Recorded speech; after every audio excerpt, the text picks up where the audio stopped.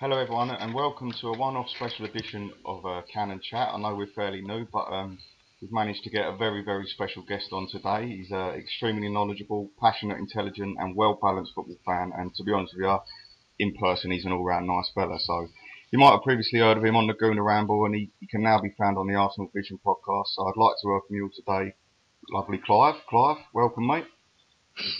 The lovely Clive. I'm not. I'm not a girl. Yeah, well, I've become accustomed to enjoying your speeches, mate. So it's not a chat line, but yeah, I suppose the lovely guy.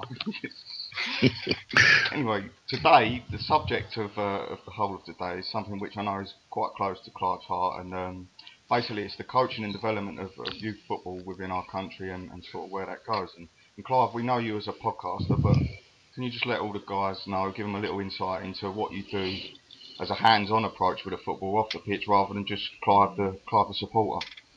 Yeah, well, obviously I'm a little bit older than you was, just about a couple of weeks or so. So I've been through where you are. You go quite a lot to games, and Yeah. I used to do the home and away stuff, around the country, and getting drunk on away days, and getting home the next day, and all things like that. And I've done that now. I don't get so. I've done that before now, and I started to get a much deeper interest in the game probably about 5 or 6 years ago. And I started to think, well, I always played. I played at non-league level, and I wasn't really coached. I used to run around like the water boy before he got good. Do you know what I mean? I just ran about like a crazy man, a bit like Matthew Flamley, just diving into tackles, and I was never near really coached. And I sort of met my first coach probably when I was about 28. I played for a non-league club called Owlsley Town, and basically he taught me the third man run, and I was learning that at 28. And it just sort of thinks, well, crikey, the kids of today are getting so much more knowledge, so much more development at a much younger age, right? So that triggered me off into learning the game a bit more deeply, and you can learn so much from watching a top team. But really, there was a period when I've got a son who was at an academy for 3-4 years. And we all love football, didn't we? We all love it, and we talk about it, and we think we know everything. But really, I started to realise that there was a group of people out there in A licensed coaches that actually, when I sat in front of them for my son's review, they were just like miles away. And I realised there's a whole other game out there that I wanted to learn. And I just I changed how I watch football. I started to watch youth football, started to watch non-league football. And also my son at the academy, he was there 5 times a week. And I watched the training obsessively to see what they would talk about, see how they communicated, to see how they built players. And I just developed that. And funny enough, when you go back to Arsenal, you can see things differently. You can see things clearly. You can see how the patterns are formulated, and it completely changes your view of football. So then it sort of developed into just taking badges. I took badges really just for a little bit of credibility, nothing more. And I coach today now. I've always coached kids. I've done adults as well. I actually started with adults, and then I went back to kids, obviously trying to match my son's age group. So I coached him from 7 till 10, and a team around those sort of age groups. Then he went to the academy for 4 years, and he come out at 14. And I got back into coaching from 14 and be more active. And now I coach an under 17 side that he's a member of, who's linked to a non-league club. And that's my sort of counter to watching Arsenal. So I watch Arsenal. I go live probably about once every 3 weeks, 4 weeks. And obviously you can watch every game now, so you don't miss much. So and I sort of put the two together, and it helps me with my sort of overall view, and also obviously with a bit of podcasting as well. Superb, mate. And so basically you're saying what I've got to do is turn into a footballing sponge and widen my approach. No, well, I've always said, right, no, everyone sees the game differently, and you're a product of your environment, and you know what you know based on your exposure to the game. And I thought I knew absolutely everything until I got close to academy football, and I just realised there's a whole nother world out there. Once you're exposed to the inside of a professional club, the politics, the coaching, the development, the money issues, how coaches are paid, how transient the world is, how it's so tenuous, how it's 99.9% rejection. When you see that side of the game, it just counterbalances the contract offers to Ozil for £280,000 a week. That's another world for the absolute finite few. But the majority of us that love the game, I mean, I read something the other day that 96% of 10-year-olds are playing football. 10-year-old boys are playing football. That means there's a whole other world out there. And we see success as the Ozils, but success to me is just reaching your level, reaching your potential. And once you do that, whether you're a watcher, whether you're a player, reaching your potential is what success is, and that's my focus. That's a great point, mate, and that's very well put. And it leads on to personally, as a coach, from your point of view, what do you really think the main characteristics are as a coach to develop these young kids? What do you think are the real key points to helping their development in your eyes, from a personal point of view, towards the way they're going to perform? I mean, there are different types of coaches, right? And I was having a chat on my own podcast, and we were talking about Jens Lehmann actually, and someone said, "No, what's he going to do?" And I didn't really answer the question really cleverly actually, but I thought about it afterwards. I thought, well, actually, there are different types of coaches, and you get coaches that are really focused on the drills, setting the drills up, knowing what they want to achieve, really good at planning. You get other coaches that are really good at the psychological side, that are really good at understanding when the player needs a certain word. You get other coaches that are very, very good at game analysis, that understand, okay, this is what we're doing wrong. And then the other, that's what I'm sort of better at. I tend to be the guy that's good at the psychology and the analysis. Mm-hmm. And the coach I work with is UEFA B qualified. He can just, as soon as I say a word, he's got 10 drills that pop out onto a piece of paper. Bang, done. The next training session. That's his skill. His skill is far more technical, formulaic, and he understands how to put a drill together that's going to keep 16, 17, 16-year-olds happy for 2 hours. Now, I'm not sure I could do that, but while that drills are going on, I can tell you everything about every player and what they're doing, what they're not doing, and how we need to improve them, how we can maybe change positions. So we've all got our different strengths, right? And so I think when people say you're a coach, what does that really mean? Well, to me, it just means I like to focus on player development, and I like to analyse games and work out players, see if I can help a player reach their potential by noticing things about them, whether it be how they hold themselves, how they run, how they move, what they do in their first touch, what their default things are under pressure. And you've heard me say these things about Arsenal, haven't you, Ross? It's sort of things. Yeah, and it's the same. It's the same thing with kids. It's the same thing with adults. We've all got our own default positions and characteristics. And if you've got the eye to look, you can see. And if you add them together over a trend, you can form an opinion, and you can share that opinion. Not saying it's facts, but at least you can say, well, you know what, Clive thought about that, and I understand how he arrived at that decision. And that's what I tried to do.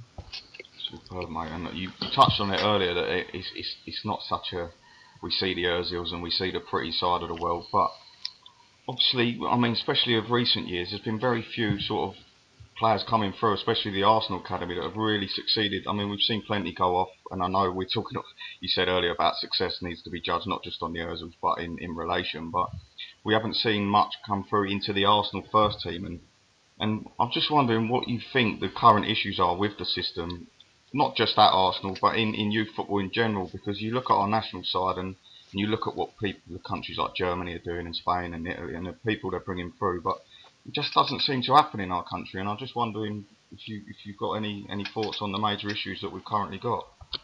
On the coaching side, it's more. This is an opinion I have, right? So, for me, the more coaches that we have, the more kids we can reach, the more people we can reach, the more young adults we can reach. It's just not all about being a pro. It's about being the best player you can, right? So, and just give you some numbers here, right? So in England, we have approximately 1,400 UEFA A pro licensed coaches, right? So in Germany, in Italy, they have around 2,500. In Spain, it's around 3,500. In Germany, it's close to 7,000. And in Spain, it's 15,500. It's incredible. It's absolutely Right, incredible. so we talk about being the home of football, and while we're sitting there watching our, very brilliant Premier League that gets over 4 billion a season from overseas rights, all these other countries are sitting there and they're educating their coaches, and they're educating them on a much bigger basis than ours. And so for our privileged few that get to the top category, category one academies, it's great for them, right? But that's one issue, and then you look at the cost of it, right? So I've got a couple of badges, right? Level 1 badge cost me 150 quid. Level 2 is around 720. And then you get to your A license, it's close to 3,000, right? So and if you want to be a coach from top to bottom, it costs you over £4,000. And you might think, well, actually, that's affordable for some people, but not for many young coaches, right? So you get a young kid who's come out of university and maybe had an injury playing football, was going to coaching. You can afford your badge if you're affiliated to a club. But then you look at the coaching jobs at a lower level, just coaching in an academy. Well, you're talking like £10, £15 a session, and £10 a game. Now you can't live on that, can you? Right? So it's got to be part time, and then of course if it's part time, you can't really commit to the level you have to commit to. And at some of the lower level clubs, they can't really pay you. And I had a debate online about the money going to Mino Raiola, the agent, and I sort of got a bit frustrated and sort of said, well, you know what, I'd like to see more money going to academies, and what I meant by that was I want to see a coach get 20k a year to develop 9, 10-year-olds that could turn into something if they get them into the right environment, because then he can commit. He can not have to go and work elsewhere. He can commit full time and really be better for it.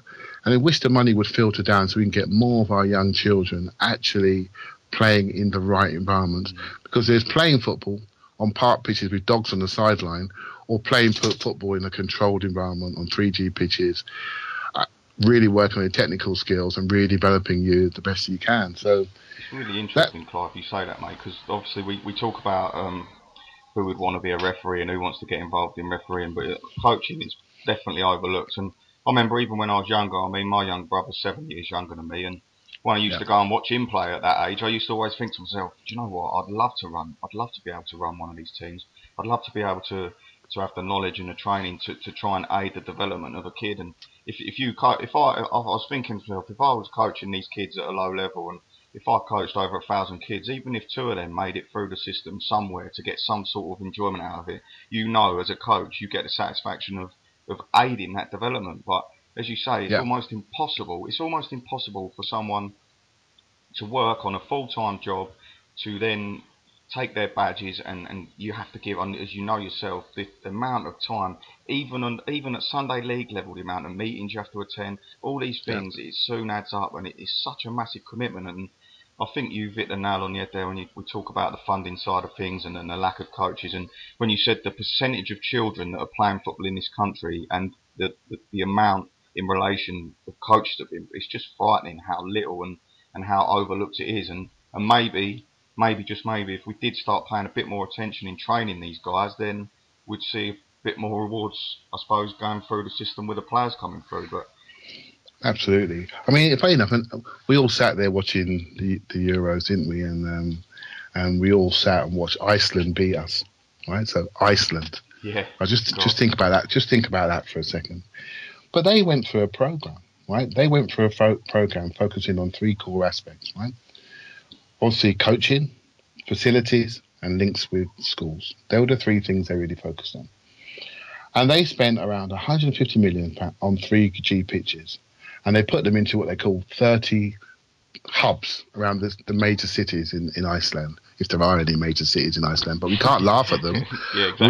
We can't laugh at them because they spanked our backsides, right? A country of 60 million people with more money in football than any other in the world, right? So, and they focused very heavily. And so when I was doing some badges, right, the guy who was teaching me sort of said, what's it? I had some contacts with local clubs. I live near sort of Luton, Stevenage, Milton Keynes area, so I don't want to name the academies, but it's one of those three, right? So, and when you're in when you're a young coach, what you want to do is you start off with the kids, whether you're not qualified, you're lower qualified, and then the young kids, and then your focus is always get to the scholars, the under 18s, right? Yeah. So that's the way it works.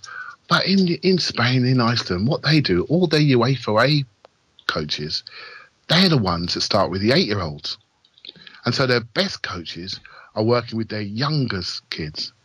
And I thought that was fascinating because that's when the kid is most malleable. That's when the technique is really sewn in, and that's when you really get the best results. But in England, we have a culture, or in Britain, sorry, we have a culture, and I've seen it. I've seen it live that we want the best coach. The best coach in the club is doing the scholars, and that again it shows the lack of flexibility we have within our sort of coaching culture. So yeah, it's interesting. We can always learn from other people, but Iceland have shown us the way forward. They improved their links with schools. They had certain sort of city-based academies. Obviously, the weather situation there is difficult, so they made sure they invested massively in 3G pitches, and they've got coaches aplenty training the young kids. And guess what? They did it well enough to get a squad of 20 or so players to beat England in a major tournament, a knockout game. And you've got to say hats off to them, mate. You have to say hats off to them. But then again, it opens up the question: what are we doing in this country? It's incredible, really. But just to lighten it a bit, have you had any personal success stories yourself of young kids you've worked with and teenagers you've worked with going on and getting earning a living out of football at all? Well, when I was younger, I played in teams that were probably a bit too good for me, and and I just. There is in sort of academy. I call it the Tom Cruise syndrome, right? So as you're growing up, within every team there is a Tom Cruise, right? That's the guy that's going to make it pro, right? And I always call the rest we're support actors, right? So and so I was always a support actor. I was a hod carrier, right? So and what I do now with coaching, I've had many kids get through to academies, no problem with that. But the level where I'm coaching now, I'm coaching just below the academy level. And so what we've got in the team we've got now, about a squad of 18, we've got probably 11 of them have come out of academies. And so the challenge is actually different. The challenge is actually to keep them playing. Because kids get so disillusioned when they come out of football. Lose interest, don't they, Clive? Massively. They reckon 50% of kids that are released at 14 never play again. Right? That's huge, right? I don't know numbers at 16, 17, 18. But can you imagine that? I mean, the commitment at the academy level is huge as an academy parent. It literally is 4 or 5 times a week. All the hopes and dreams. You watch every session, every kick, every handshake from the coach. You're fully immersed in it. You travel around the country. I've regularly travelled over 100 miles to go to take my son to games down in Portsmouth, Southampton, Bournemouth, high up as Liverpool, out to Norwich, Ipswich. No problem. They just expect you to take them back to the club next day for training, back to the club for photo shoots, back to the club for a nutrition session. The commitment of academy parent is massive. And so I've had sort of little successes at an adult level, got to a national Sunday Cup at Anfield. I also did for me, getting young kids to keep them playing and to develop them into young men. That's the reason why I do it. I mean, I honestly, to see a kid that maybe was going the wrong way and actually straighten them and actually get them playing, turning up consistently, behaving properly, that to me is the major reward. Superb, mate, and you make some really, really good points here. Like everyone I played with at school, even like you said, the Tom Cruise syndrome, it made me laugh because even at school level or Sunday league level, every team has got one, let alone academies. And I remember playing with people and thinking, do you know what, they're really good. Like they're playing district, they're going on, they're gonna make it. And now you speak to them, they don't even like football, Clive. They're not interested. They either got a knockback or an injury. They fell out of love with the game, and it's so easy for the flick of the switch. But the talent's there, and there must be so many talents out there that have been knocked back and turned it away, and unfortunately never come back to it. And you never know what could have been, mate. But Exactly, and that's a kick. Keep him in the room. Even my own son, he was a bit small, hit puberty late, and he was a defender, so it really cost him. Yeah. And he was a really good young player when puberty was an issue, and suddenly everyone turned into Man Mountains, had beards all around him, and he looked like and he looked like a young Michael Jackson. And so, and so basically, it was just going one way. And my challenge was just to keep him playing. Firstly, for the next 2 years, don't get him get a broken leg. Just keep him playing, keep him playing, keep him playing. And now he's 16, literally on Thursday, last Thursday, and now he's growing up, and now he's not the smallest on the pitch. And now for the next 2 years, he's gonna be able to compete again. But if I'd have been a bit hard on him, or really put him under pressure, he might have walked away, right? So I just, no pressure, just play, half a game here, half a game there, and now he's ready to push on, right? And it is very difficult. Every kid's different. There's so many kids out there. Everyone wants to be, Alexis and Ozil, etc. And there's so many dreams out there that get shattered. But the key is to have the support around them to keep them playing. It's not about being an Ozil. It's about reaching your potential. I can't stress that enough. Superb, mate. Right, just fast forward a bit. Yep. They've got through the academies. They're at Arsenal. They're ready to go. They're knocking on the door of the first team. Not just Arsenal, any sort of club. What realistically do you think is the best way we go about getting these guys game time? Do you think they're better off going on loan, learning elsewhere? Do you think they're better off being thrown in, or do you think it's just down to the case of the individual? And also, is there an age? Is there any age where you believe that maybe it's a bit too early? It's a tough one, this, right? Because we're seeing let's think back now. Do you remember when I think it was Germany under 21s? I think they spanked us 4-0 in a European final. Yeah, they did, yeah. And I think Ozil scored in that final. He did, he did. And actually, before that, England beat Germany 5-0 when Michael Owen scored a hat-trick, right? So, and Germany, they did their own version of what we now know as the EPPP, right? So they did their own version of that. And that under 21 team that beat us was the first crop that came through their academy type system. Right, so, but where Germany take it on better than us is that when they reached sort of 18, 19, more of their players are playing in their top leagues. And our problem is now we've got the EPPP has been in for about 7-8 years. We're now getting consistent level of coaching. There's a plan, there's a technical plan that all the academies follow, depending on what category you are. And so we're now getting our kids coached in a similar way. So the structure is quite consistent. Right? People complain about it because top clubs come along and they can steal a player from, say, a Luton Town for £39,000. That's all they got to pay, which is terrible. Which means some of the lower league clubs have stopped their academies because what they're saying is, why are we developing players so Chelsea can come along and nick him for 40 grand? Yeah. Right? So and they can do that, right? So and Chelsea have done that, and so have we, by the way. Yeah, and every club does it, right? So that's an issue. But what we have now is this unbelievable talent for all the age groups coming up, 15, 16, 17, 18, 19, 20, 21. But the older they get, the less of them are playing first team football in the Premiership. And that's the issue. The biggest issue is getting minutes in first teams.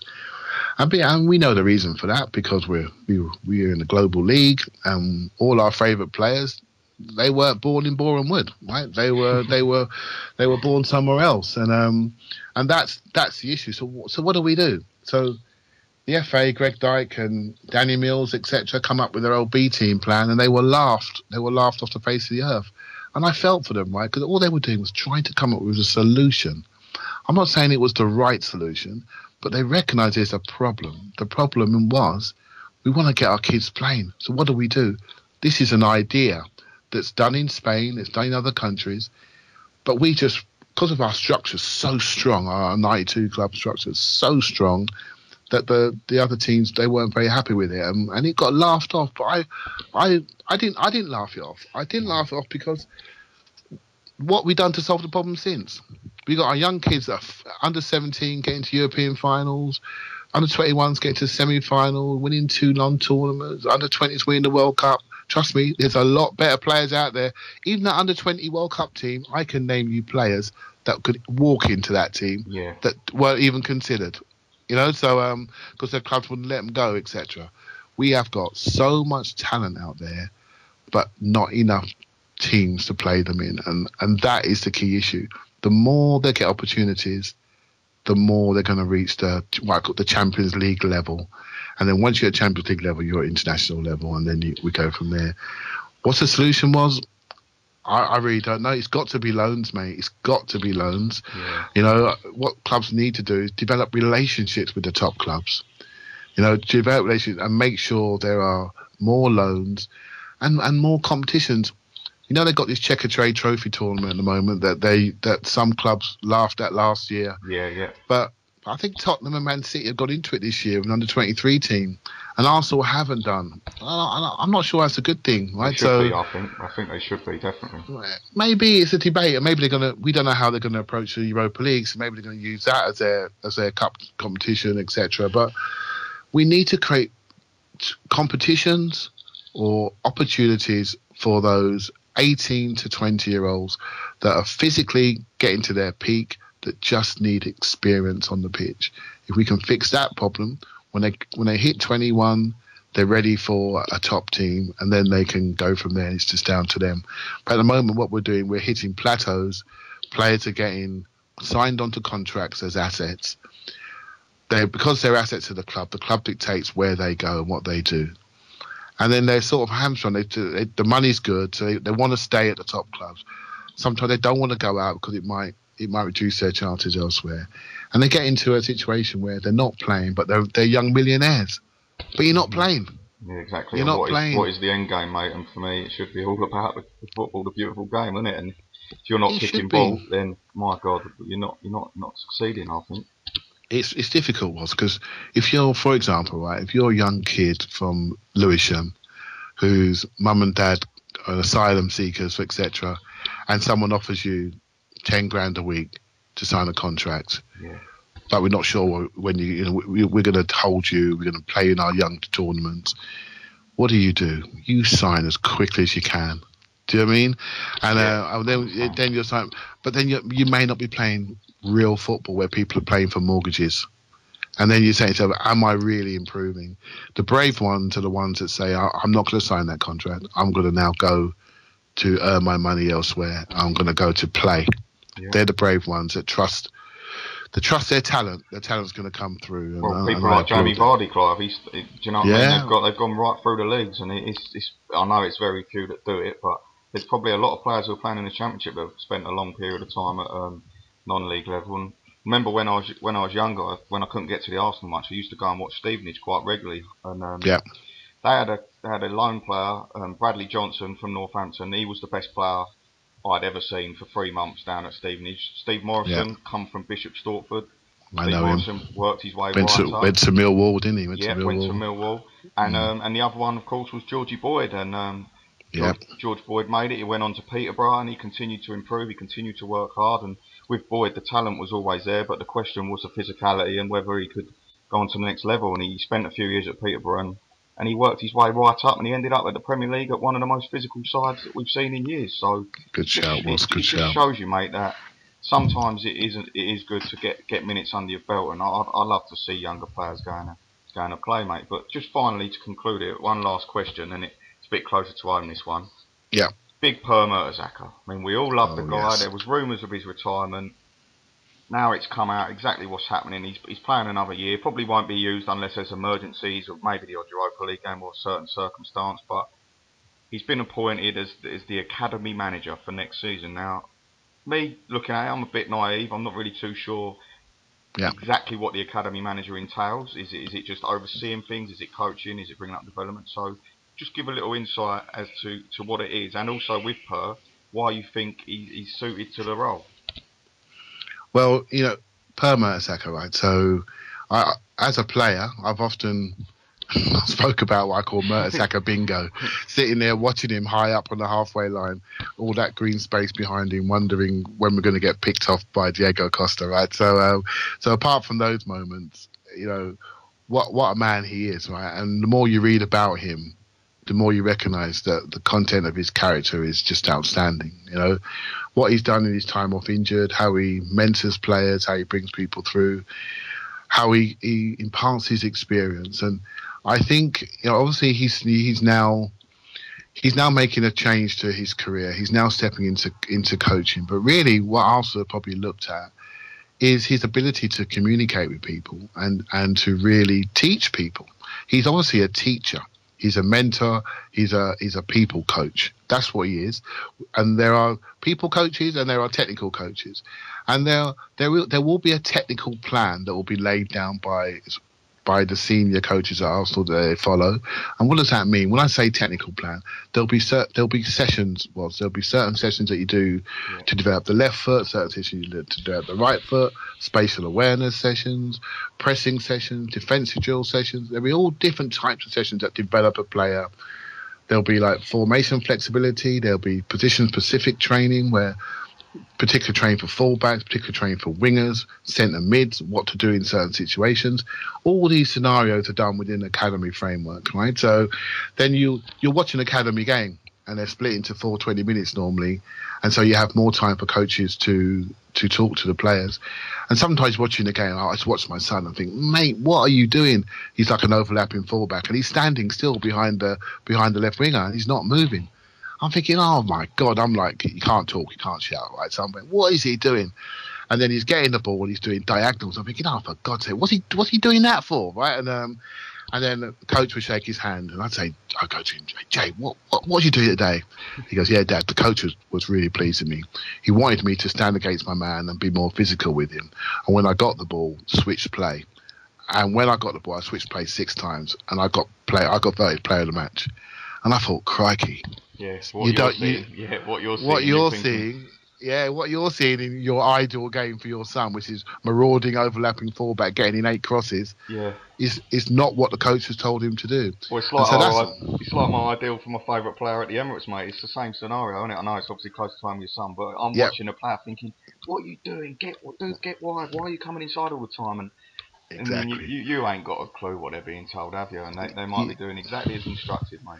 Exactly, and some days, even some days when I watch certain players who remain unnamed are pushing forward too much, leaving spaces in centre midfield. I'm going, oh my God, what are you doing? Because in my mind, I like to have solidity there. I like to see that space filled. I like to see the game built for that situation.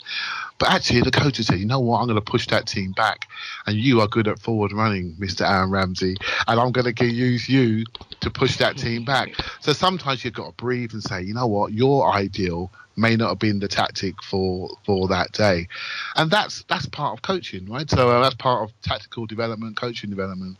I think it's an unbelievably great move for Per Mertesacker to do this. And really, because what he brings is, at his level, what he is now, at the higher level academies, there is a coaching aspect, there is a technical aspect, but there is a leadership aspect. And he's somebody that when the top young players come to meet him and their parents come to meet him, he oozes Arsenal character and standards. He's been through the German system. He's got a European type knowledge. He's played obviously to the highest levels. He's got 100 caps for Germany. He's won the World Cup. Why wouldn't you entrust your child in that environment that he could lay down? And that's what I think Arsenal have got him for. He will lay down an environment that's attractive, and then he could be the top man in that environment, and he can create layers of different style of coaches that bring different aspects to a child's development across the age groups. I think it's a genius move for continuity. If the first team manager trusts him and there's a 17-year-old doing well in training, if there's a connection between the manager and the academy head, he will look at those young kids. I mean, Wenger's always does that anyway, so we've got no problems there. Yeah. But going forward, that becomes solid because the guy he's respected.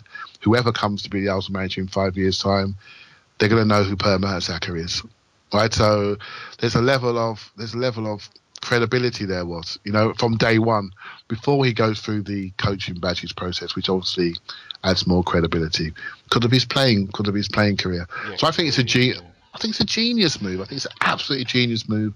we've always wanted more Arsenal people to be involved around the club, but not just anybody, the right people with the right character that adds to what we need, a winning mentality. And I think it's a very smart move. It's interesting that him and Lehmann have come back to the club. That's a bit of a Germanic move, don't you think? And Wenger's, his background is French German. Mm-hmm. It's interesting that that's coming in a week. I'm all for it. I'm all for it. I agree. They're organised, they're structured, they know what they're doing. The league is flourishing. I'm all for it. I'm very positive about it. I agree, mate, and I really hope that, just to echo your words, that I think he's a perfect man for the job, and I really do hope that he can sort of create a legacy, and he does stay there for quite a long period of time and really get his teeth into the job, which I do believe he will, because he's a top man, and that really, mate, was a bit of that, because I just thought it'd be nice to do something a bit different than worrying about transfers and shouting about who's going to play where and who does what. And it's just nice to sit back and open the eyes and talk a bit more about youth football and football as a whole. And fingers crossed, you've enjoyed your pre-season so far. To be honest with you, at one stage last season I wanted to give it all up, but I'm itching now again, mate. I'm back. And I can't wait for the real stuff to begin. The semi-final, the City and the Chelsea games just showed you the potential of the team and what they can do, and 2 great days, right? And it wasn't just the winning; it was who we won against. Big monster clubs. How Exactly. Yeah. Character, bravery, tactically, forward thinking, offensive with personality. And that shows you what you can do, how massive confidence is, how massive trust is in football. And I sense a new focus around the club at the moment. I sense that last year it had an effect. It's had an effect. It's woken us up from that complacency that I think we were going through, post the stadium move. I really feel that we were in a bit of a self-congratulatory phase, especially once we got new revenue 2014 and we started to win. We just expected it to happen. And I don't think we tried hard enough. And I think our competitive landscape started to look at us and try harder than us. And we finally had the result of not being in the top 4. And I'm really encouraged with some of the new appointments. I'm really encouraged that we haven't sacked some of the old people yet, because there needs to be a level of successioning and handover. Yeah. But I'm encouraged with the new appointments. I'm encouraged that what Ivan said when Wenger signed his contract, that he's actually done something and not just sat on his heels and collected $2.5 million a year. So I'm really encouraged so far, and we'll see where we are in a couple of months. Exactly, mate. It's all we've ever wanted, isn't it? To see them at least attempting to make the difference, and as you say, with these appointments and with the signings and the way things are going, it looks like things are on the up. But I'd just like to say, mate, thank you very, very much for your time, and I've really, really enjoyed today, and superb. And I'm sure I'll catch up with you at some point during the season, somewhere along the line on a podcast. But, yep, you will. Don't abuse me online too much when you're when we lose. One of my favourite players has kicked one in. You be slaughtering me, mate. I'm making a very, very big effort this season to calm down a bit on there, because it ain't a good way to go, is it? But thank you very much, mate, and I'll see you again soon. All right, cheers, well, thanks. Cheers, mate. Bye, mate. Bye, bye.